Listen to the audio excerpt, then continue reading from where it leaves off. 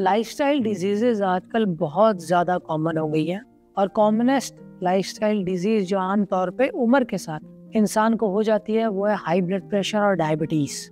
ये दोनों ही kidney failure के कॉमनेस्ट कारण हैं। किडनी फेलियर को अलग अलग स्टेजेस में डिवाइड किया गया, जो स्टेज 1, 2, 3, 4 और 5 होता है। 5 किडनी फेलियर की जो स्टेज होती है इसको कहते हैं and stage renal disease. And stage renal disease में आपको किसी न किसी फॉर्म की रीनल रिप्लेसमेंट थेरेपी की जरूरत होती है, क्योंकि अब किडनी जिसका मेन काम खून को फिल्टर करके टॉक्सिन्स को पेशाब के रास्ते निकाल देना था, वो अपना काम नहीं कर रही है। तो टॉक्सिन्स आपके खून में इकट्ठे होते रहेंगे, जिसके कारण अल्टीमेटली आपकी डेथ हो जाएगी। अब ये किडनी काम नहीं कर रही है, इस स्थिति में शरीर को नहीं छोड़ सकते, तो आपको किसी न किसी फॉर्म में ट्रीटमेंट की जरूरत है, जिसको कहते हैं रीनल रिप्लेसमेंट थेरेपी। इसके लिए सबसे इफेक्टिव ऑप्शन, सबसे अच्छे ऑप्शन होते हैं गुर्दा प्रत्यारोपण या किडनी ट्रांसप्लांट। नमस्कार, मेरा नाम डॉक्टर सुमित है। मैं एक यूरोलॉजिस्ट और किडनी ट्रांसप्लांट सर्जन हूँ। हम यूरोनेफ्रोकेयर ग्रुप नाम से प्रैक्टिस करते हैं। हमारा मल्टीपल ग्रुप्स, नर्सिंग स्टाफ, इन सब का एक समूह है। अभी हम शेल्बी इंटरनेशनल हॉस्पिटल गुरुग्राम में प्रैक्टिस कर रहे हैं। तो चलिए आज बात करते हैं कि कब आपको किडनी ट्रांसप्लांट की आवश्यकता है, इसका पता कैसे लगेगा। तो अगर किसी इंसान को किडनी फेलियर है, अर्ली स्टेज किडनी फेलियर जिसको CKD 1, 2 या 3 कहते हैं, इसके अंदर रेगुलर नेफ्रोलॉजिस्ट की केयर में रहने से और अंडरलाइंग डिजीज जिसके कारण किडनी फेलियर हो रहा है उसको अच्छे से कंट्रोल करने से किडनी फेलियर के प्रोग्रेशन की गति को हम कम कर सकते हैं। पर एक बार अगर किडनी फेलियर शुरू हो गया है तो देर सवेर ये kidney failure and stage renal disease जिसको CKD 5 कहते हैं उसमें जाएगा ही जाएगा। अब इस स्थिति में आपको रीनल रिप्लेसमेंट थेरेपी करवानी पड़ेगी। जो काम किडनी कर रही थी वो वाला काम किसी और चीज को करना पड़ेगा, और ये करने के हमारे पास 3 तरीके होते हैं। पहला, या तो पानी की डायलिसिस कहते हैं, जिसमें पेट के अंदर एक नली डालते हैं और पानी डाल के उसके थ्रू शरीर के सारे टॉक्सिन्स को निकाला जाता है। इसको CAPD का नाम दिया जाता है। दूसरी होती है हीमोडायलिसिस। हीमोडायलिसिस में एक डायलिसिस की मशीन होती है जो शरीर के बाहर है।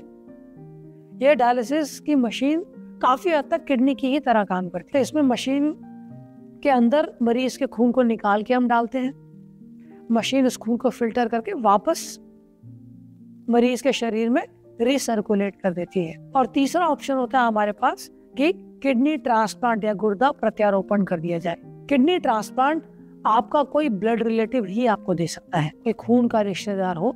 इंडियन लॉज के अकॉर्डिंगली कोई खून का रिश्तेदार ही आपको अपना एक किडनी डोनेट कर सकता है। तो कब किडनी ट्रांसप्लांट जरूरी हो जाता है? देखिए, रीनल रिप्लेसमेंट थेरेपी के विकल्प तो हमारे पास 3 है, CAPD, हीमोडायलिसिस या किडनी ट्रांसप्लांट। परंतु इन तीनों विकल्पों में जो क्वालिटी ऑफ लाइफ, लॉन्जिविटी या लेंथ ऑफ लाइफ, ये दोनों चीजें, प्रोडक्टिविटी ऑफ लाइफ, ये सब किडनी ट्रांसप्लांट में मैक्सिमम मिलता है।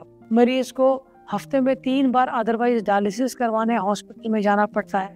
हॉस्पिटल एक्वायर्ड इन्फेक्शंस हो जाते हैं, डायलिसिस के लिए फिस्टुला बनाना पड़ता है जिससे रिलेटेड कॉम्प्लिकेशन हो जाते हैं। तो ये वाली सारी चीज़ें अगर कोई इंसान एक बार किडनी ट्रांसप्लांट करवा ले तो इनमें से किसी भी कॉम्प्लिकेशन से बचा जा सकता है। आदमी अपनी एक प्रोडक्टिव लाइफ जी सकता है, लॉन्जिविटी उसकी ज़्यादा होती है, क्वालिटी ऑफ लाइफ बहुत ज़्यादा होती है। तो अगर किसी इंसान को किडनी फेलियर हो गया है और उसका बार बार श्वास चढ़ने लग गया है, थोड़ा सा चलते ही सांस चढ़ने लग जाता है, फेफड़ों में पानी भर गया है, बार बार पोटेशियम बहुत ज़्यादा बढ़ रहा है, बॉडी के अंदर एसिड बेस बैलेंस होता है जो किडनी मेंटेन करके रखती है।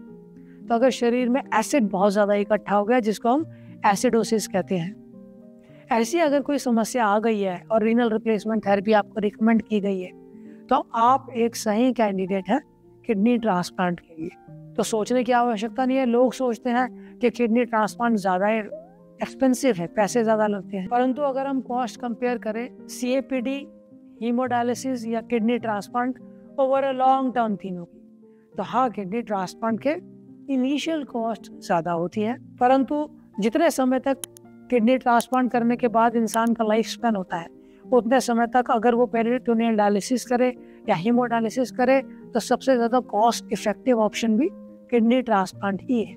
निसंदेह kidney transplant renal replacement therapy का बेस्ट ऑप्शन अवेलेबल है, इसके बारे में कोई संदेह नहीं है। तो अनफॉर्चुनेटली किसी कारण अगर आपकी किडनी फेल हो गई है दोनों और आपको रीनल रिप्लेसमेंट थेरेपी प्रिस्क्राइब की गई है, तो बिना सोचे समझे किडनी ट्रांसप्लांट करवाइए।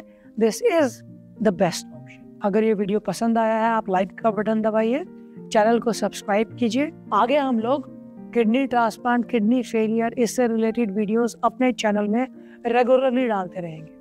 तो अगर आपके किसी रिश्तेदार को किडनी से संबंधित माइल्ड समस्या भी है तो वीडियो उसको फॉरवर्ड कीजिए और चैनल को प्लीज़ सब्सक्राइब करने को कहिए। धन्यवाद।